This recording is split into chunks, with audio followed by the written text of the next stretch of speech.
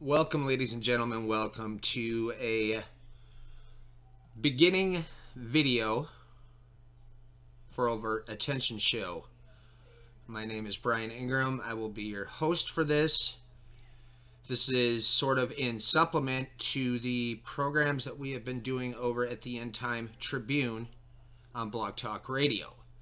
As we've discussed on there, we have had far too many breaking issues taking place on a continual basis throughout the week. So the goal here is to sort of try to keep some of these pertinent issues at the forefront as we move along throughout the week. Now, this is more or less a test also to see how viable this platform is and how well this software is working at the same time. So I'll just get right into this because we've had quite a few major developments here over the course of the last, I'd say, 48 hours since our last broadcast on Saturday night. And let's see here. The first one that really catches your attention is what happened here. This being reported out of the Jerusalem Post. Turkey orders arrest of cleric Gulen over killing of Russian envoy. Ankara, Turkey has ordered the arrest of the Muslim cleric Fethullah Gulen and 7 others over the 2016 assassination of the Russian envoy to Turkey. The Haberturk newspaper said on Monday, a day before Russian President Vladimir Putin visits the country. Now, as you can go on and look through this article here, it covers many of these details. Now, if everybody kind of remembers here what happened between 2016 when the attempted coup happened, and then moving forward to what we're dealing with here at this point with what happened in December 2016 as this gunman publicly during a major televised event came forward and shot this Russian envoy.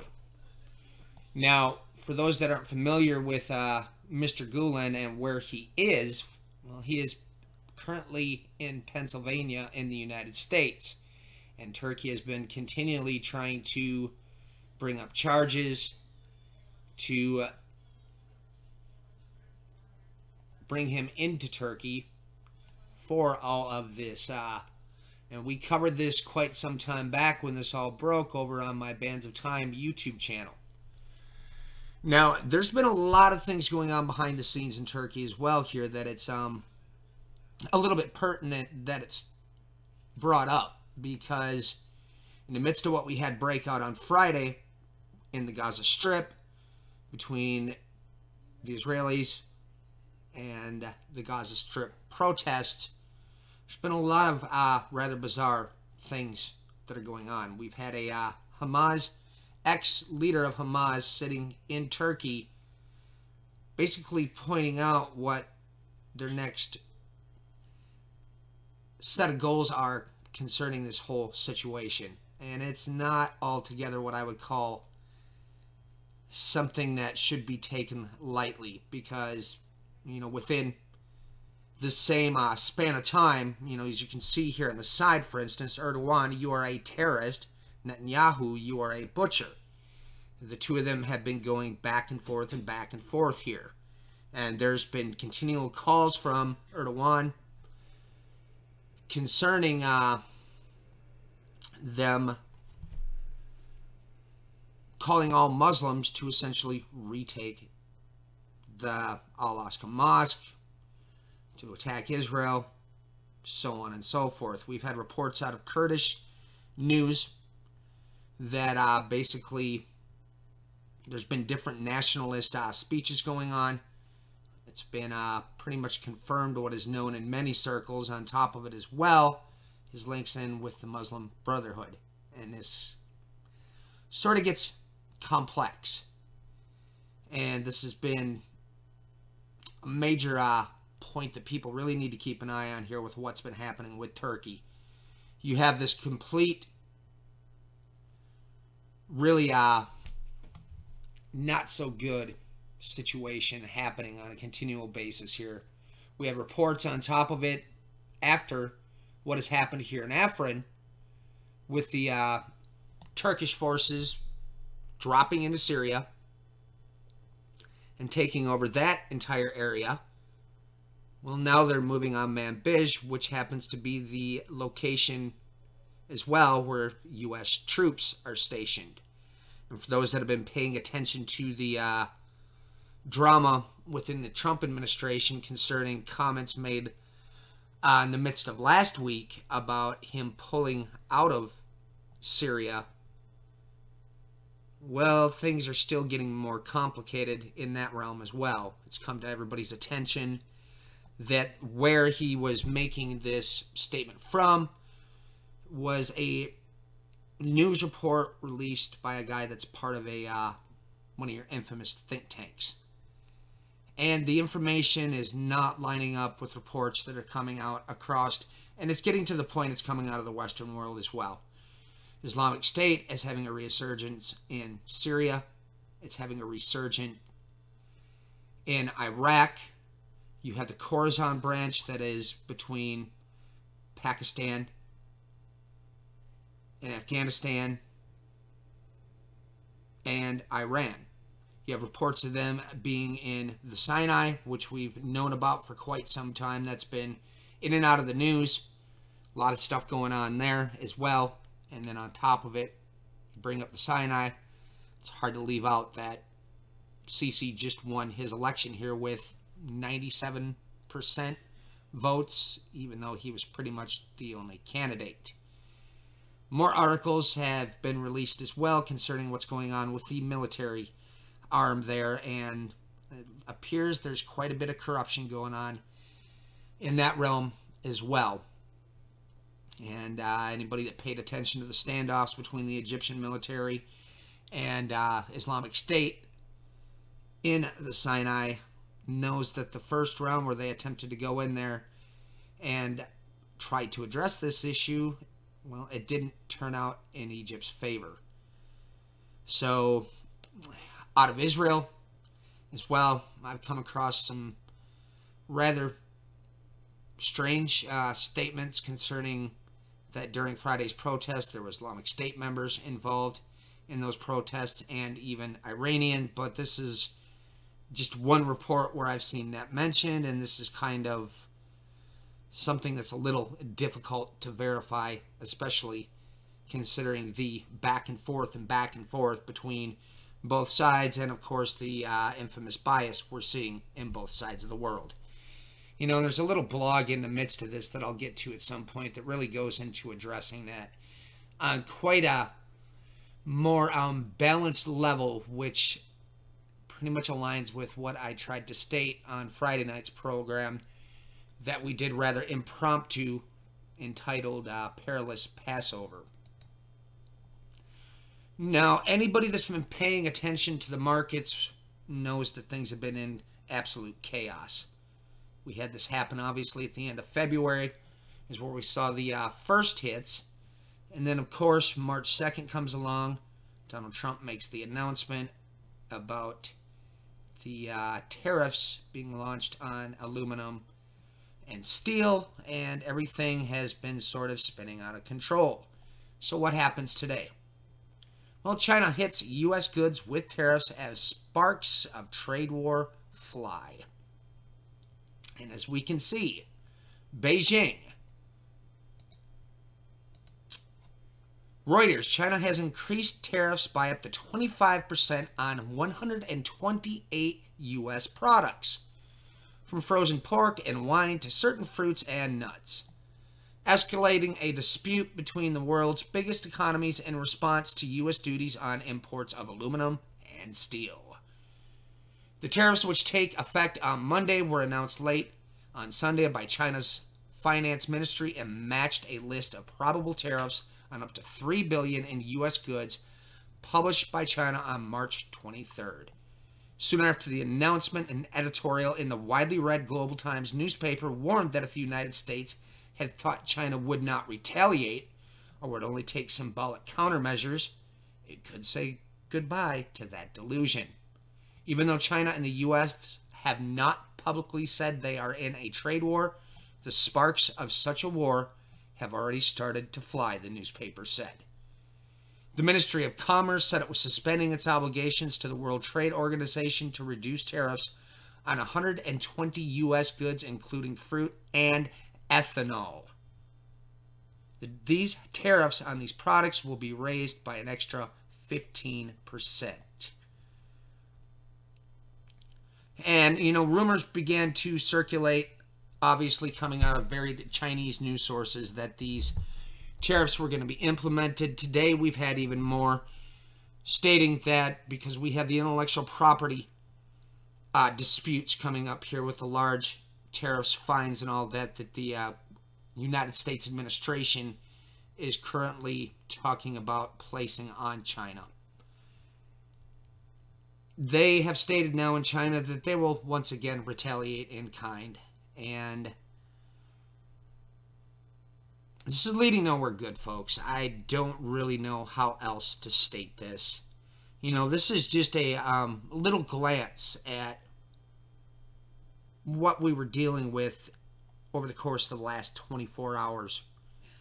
And as you can see, we're dealing with red across the board. We move into Europe and the Middle East and Africa, and once again, what do we have? So this is not only just affecting the United States of America. Now, Asia Pacific, as you can see here as well, just by this simple illustration, once again, you have ups and downs in this realm. So it gives you a little bit of an overview, and then, you can pull up here on Business Insider, Markets Insider, you can just see a brief glance of what we're dealing with. So the economy is definitely still in turmoil. And, adding into this, we have another article that points out this as well. Asian stocks slip on trade woes, tech sector pain.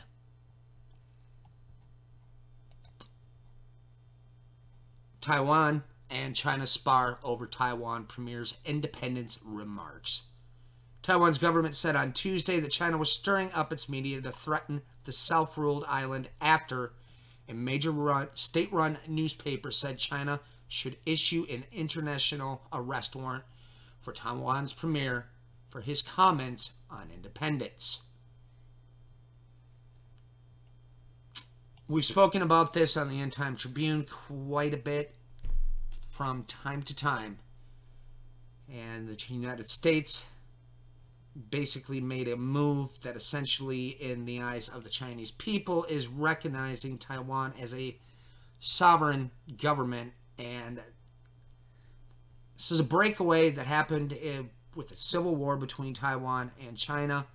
And technically speaking, they are still part of China. With all the other developments that we continually keep seeing, this is just but one more flashpoint between China and the United States. China ready for proportionate response to U.S. tariffs, according to Envoy. Once again, this is what I just talked about here, and I will include all of these links in the show notes. And this one sort of catches your attention because, well, this is pretty much what really has been taking place if you've been paying attention to this from the get-go. As Wall Street sinks, Trump is his own worst enemy. As far as the stock market is concerned, U.S. President Donald Trump is right now his own worst enemy. The president who frequently touted Wall Street's rally following his 26th election victory was partly blamed for a sharp stock sell-off on Monday that investors believe is likely to continue, deepening cracks in a 9-year-old bull run. Selling was sparked by escalating fears of trade war as China slapped tariffs on a host of U.S. goods as Trump prepares to impose tariffs of more than $50 billion on Chinese imports.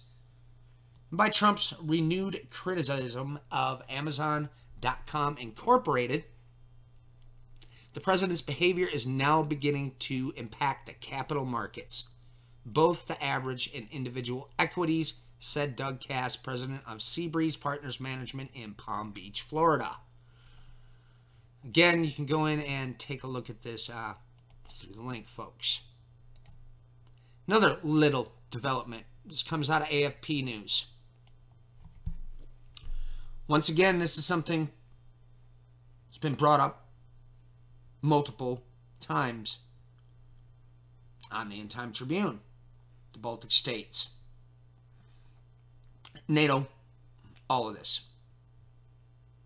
Baltic states to ask Trump for greater protection from Russia. Baltic state leaders will ask the United States to send more troops and bolster air defense on NATO's eastern flank to deter Russia when they met President Donald Trump on Tuesday, officials said. Sum things up, Eastern Corridor of Europe, it's always been one of the most major strategic points all throughout history. What we have here is basically ties into our situation that we had break out with the alleged poisoning of the ex-Russian espionage agent, and basically all of our diplomatic removals all throughout Eastern Europe, even up into Ukraine as we go into Central Asia. And this continues to sort of build and build and build. Just one moment here.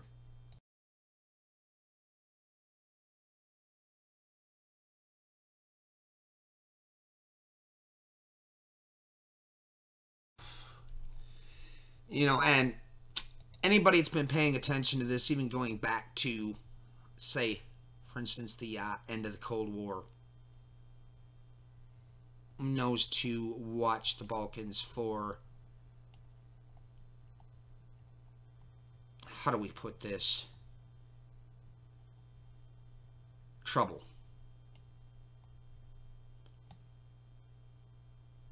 So we see NATO is continuing to build up even more towards Russia as we speak. Now, this title kind of catches your attention here from CNBC.com. Stocks post worst start to April since the Great Depression.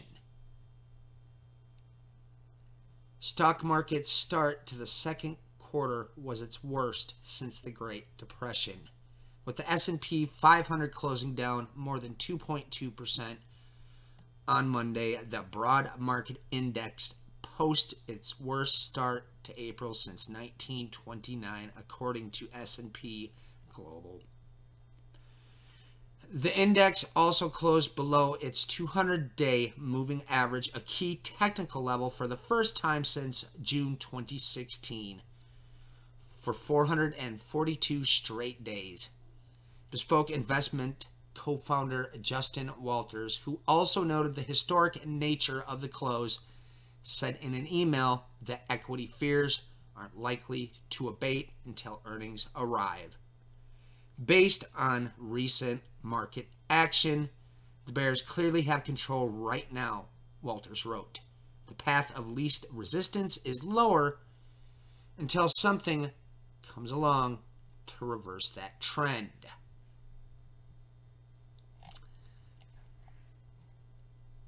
Now, I'd be rather curious to get the analysis of some economists and financial experts on this statement that came out from CNBC.com.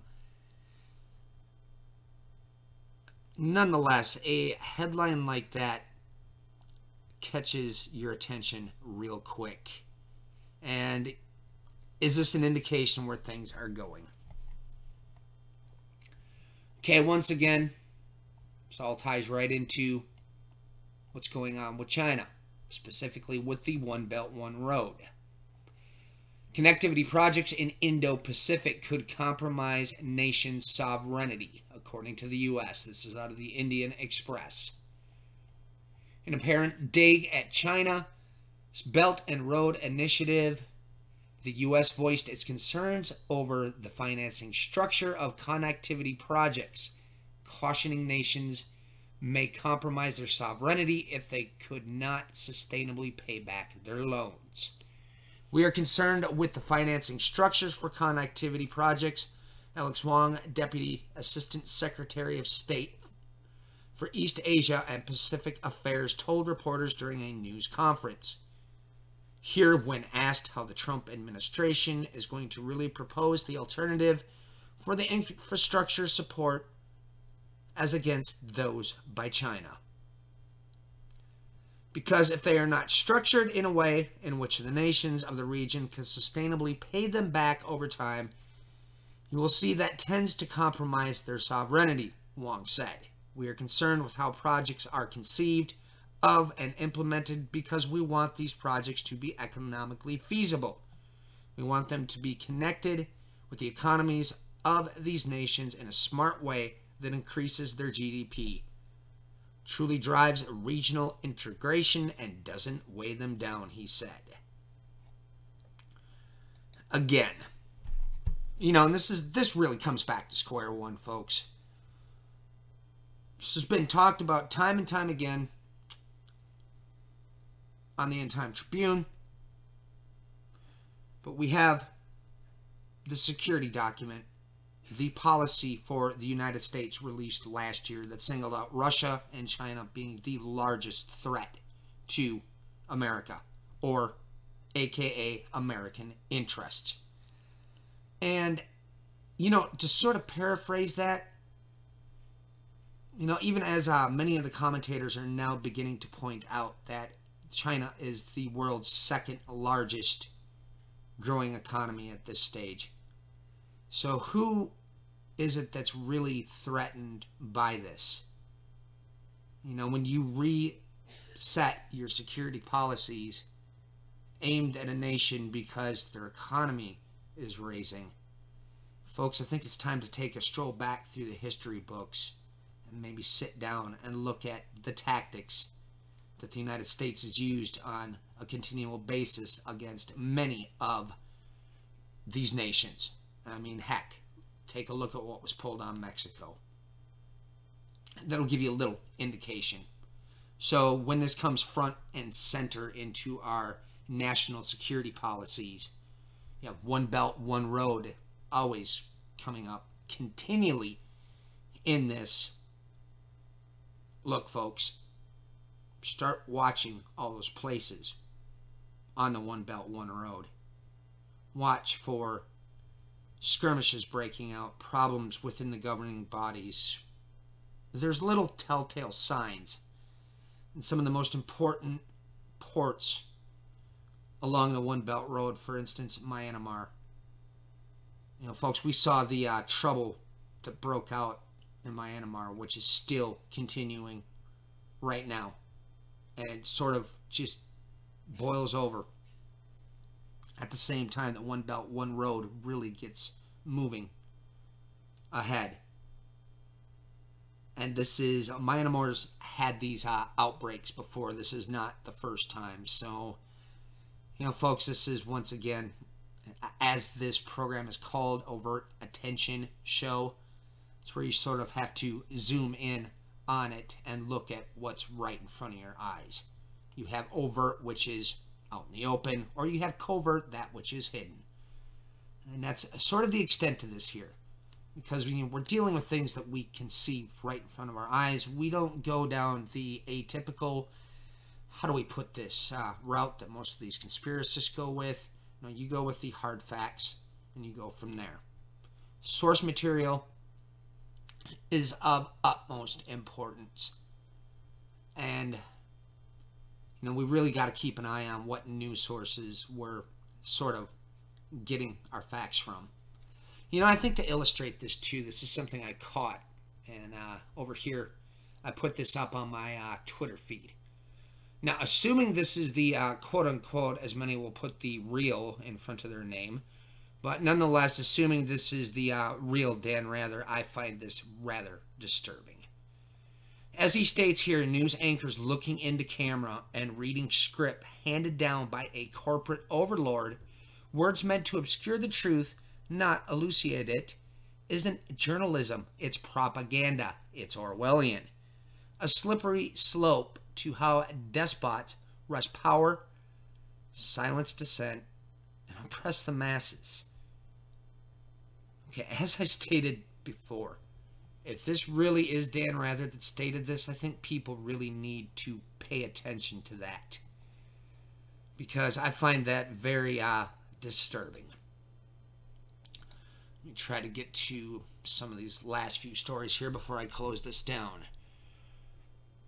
Okay, as I brought this up here, U.S.-backed fighters on high alert in Syria's Manbij. On the outskirts of Syria's Manbij, Kurdish-led fighters have dug trenches and U.S.-led coalition soldiers patrol from land and sky after Turkey threatened to overrun the northern city. Turkish President Erdogan has repeatedly threatened to launch an attack on the city near which U.S. troops are stationed as part of their support to Kurdish-led alliance fighting jihadists. Pro-Ankara Syrian rebels control territory to the north and west of the city, held by Kurdish-led Syrian Democratic Forces alliance. The rebels control Jarablus near the Turkish border to the north, as well as Al-Bab to the west and Manbij. On its northern flank, only a few hundred meters separate the positions of the pro-Ankara rebels and the SDF, which has spearheaded the fight against Islamic State jihadist groups.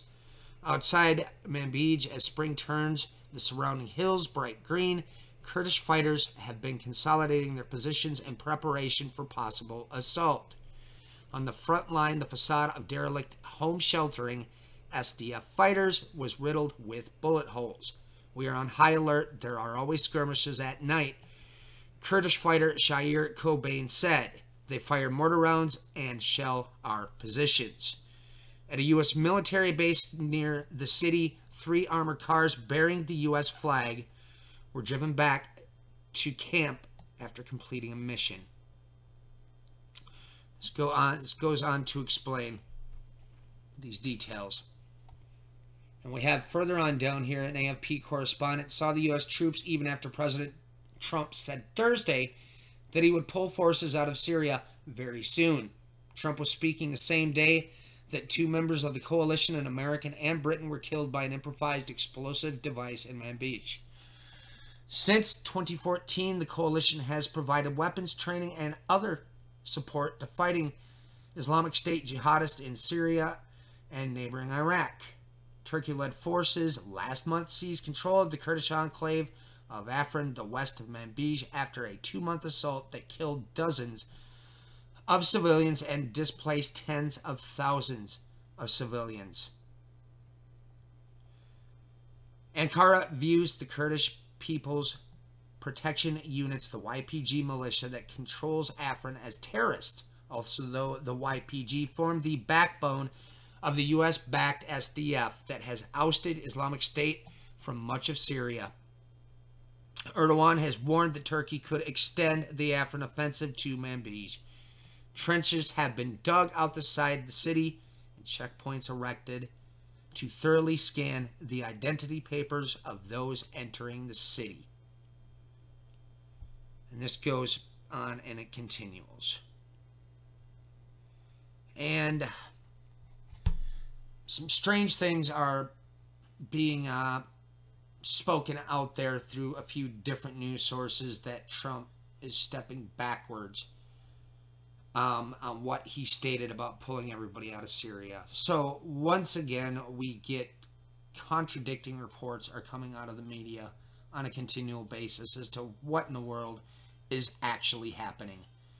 You know, and this circumstance here is just, it kind of goes to show. We had the Peshmerga in Iraq, which was essentially the main group that dealt with the Islamic State. They declare independence last September, and what happens?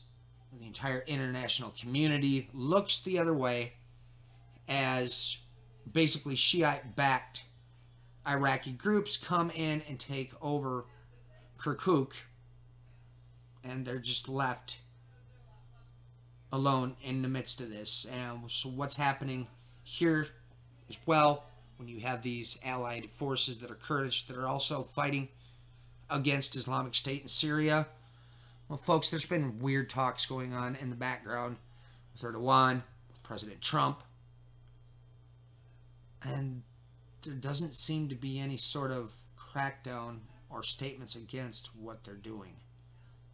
This kind of goes back to what I was bringing up earlier concerning Turkey.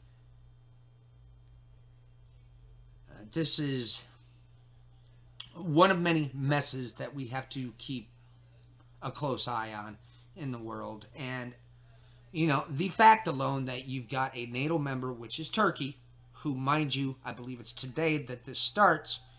We have the next round in the Syria peace accords outside of the Geneva Convention that is between Russia and Iran and Turkey taking place.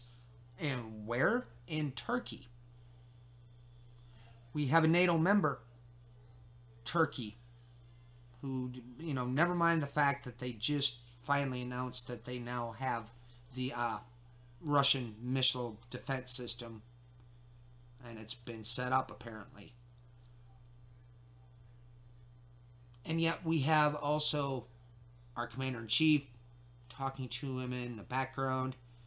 The massive protest of the Kurdish people on American soil where it was filmed. Erdogan and his security guards running into the street while they were in the United States on his diplomatic visit. They basically start beating everybody up. And they're pardoned for that last week. They're announcing that they're going to be going into Iraq next after the Kurdish people. Some of the news stories state it already started last week in an operation. You know, we had Olive Branch, the Euphrates one. Well, this one just happens to be named after the Tigris. Tigris, Euphrates, midst of the rivers. So this is another situation, once again, to keep an eye on. But it's getting really quite peculiar why it is that Turkey is continuing to be allowed to do all that it is, being a NATO member. You know, so what happens here? We have an American withdrawal. At least that's what some sides are saying, and now it's all confusion again. Or we have the fact that all of a sudden the Turkish forces may end up colliding with the American forces, and then what happens? This is just crazy. I don't know how else to explain it. Really don't. Now, this is a blog post concerning what happened here in Israel on Friday of this last week. And I'm just going to put this in and link it in. And folks, I think you really should sit down and read this. You know, I think I'll give his point 5 in his closing statement. Fifth, the bottom line is that there is currently not enough reliable and clear information. We have to take a deep breath and wait until there's an in-depth investigation.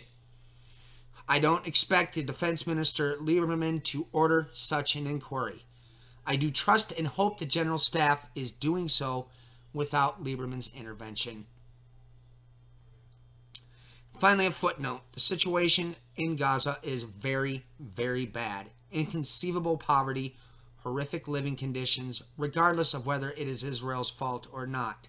It is a very, very bad situation for them and for us. The situation must be dealt with. We need to stop being so trigger happy with our keyboards. A very complicated situation cannot be judged within 5 minutes. I have been there. I was there for thousands of hours, including 3 times during escalated conflicts. I have been there as a soldier and as a human rights activist, as a fighter and a man of peace. It's not simple. It's not simple at all.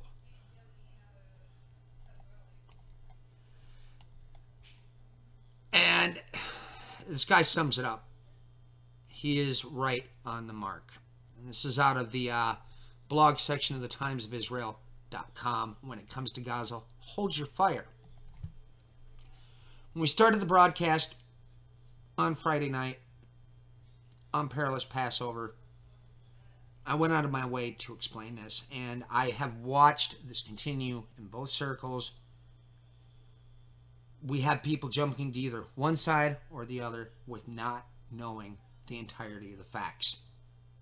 And this continues to keep happening.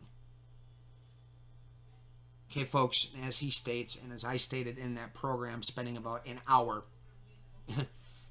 detailing, yeah, this is an excruciatingly complex situation. You're getting reports as well inside of Israel that you have one news source there stating, well, that they've all packed up and went home, but that's not really the case. And I was sort of bothered by the first article that I came across that stated that all these protests are all done with. When you begin to look elsewhere, they're stating that you have people that are going to work, this, that, and the other thing. They expect the hostilities are going to break out again on Friday. The protests are going to break out again this coming Friday. This is going to be a continued path, as we stated on that program, from what started on Passover, moving into May 15th, same day that the Jerusalem embassy, that the United States Embassy is going to be moved to Jerusalem from Tel Aviv. This is also the 70th anniversary of the 1948 declaration that made Israel become a nation. Got all this spinning. Come May, we also had the Iranian situation with the is Trump going to re-sign as far as the nuclear accords in Iran. Statement, wait and see. That's never been good when he said this in the past. We'll have to see what happens in May, but story covered Saturday night points out vast majority of Arab news sources are pretty much stating that come May, the entire Middle East may probably explode.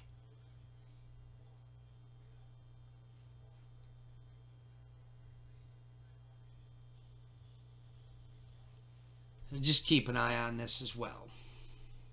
Now, this is very interesting. Rise Nineveh. Christians in Iraq celebrate Assyrian New Year and Easter. Now, there's a little statement in here that really catches your attention.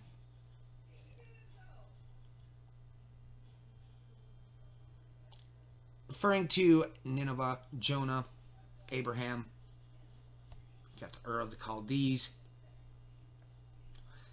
Now, folks, those of you that are familiar with the Bible, the statement about Nineveh shall rise up that day in judgment.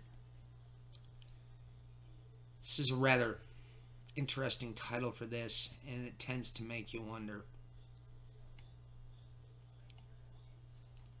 You know, everybody, for those that aren't familiar, go look into what all transpired in Nineveh and Mosul when Islamic State rose up. Look into what happened in the midst of it and forward.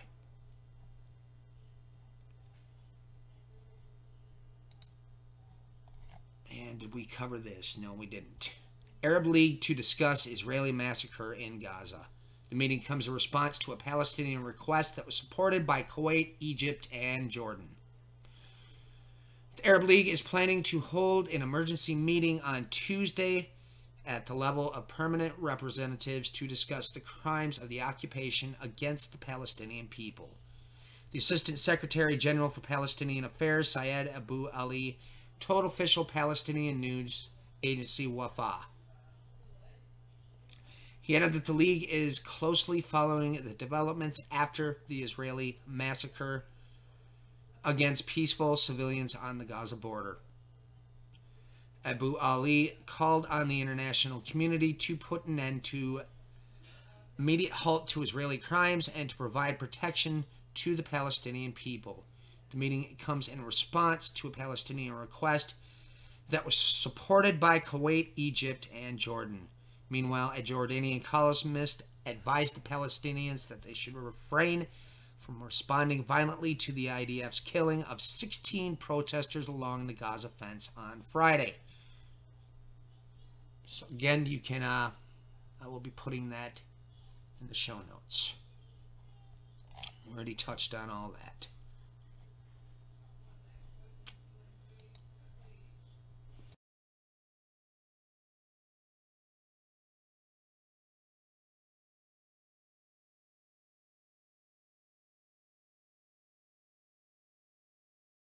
Just bear with me for one moment here, folks, as I pull something else up in the background.